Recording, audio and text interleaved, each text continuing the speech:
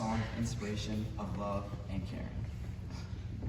Following our history of including various members of our school community to speak on this occasion, we now ask one of our RPC Vice Presidents of Diversity, Equity, and Inclusion, Adana Smith, to speak. Adana, as a representative of our Roper Creek community, you have our attention.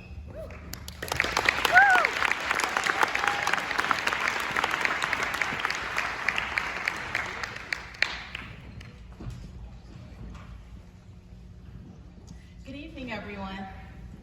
Good evening. Good evening, everyone. Good evening. Right. Dr. Martin Luther King Jr. once said, "Life's most persistent and urgent question is, what are you doing for others?"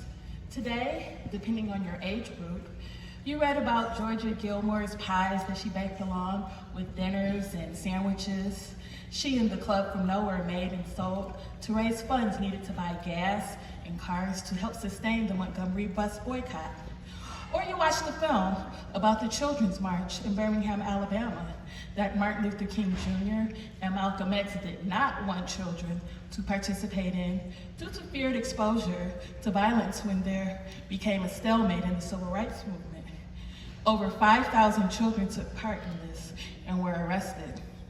Or you heard about how bias impacts perspective as it relates to policing while learning more about the history of policing and took part in the discussion on community building with police.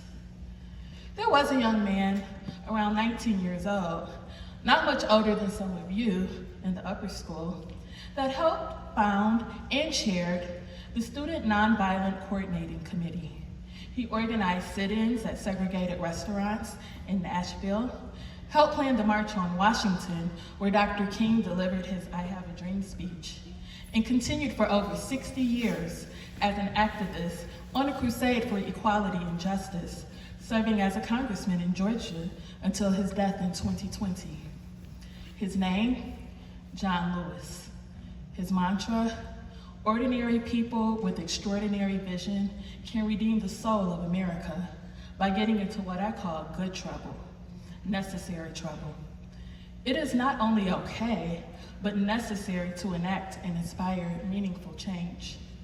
The theme of this year's MLK event has shown you how the actions of others that may have initially seemed small impacted and changed the trajectory of American history.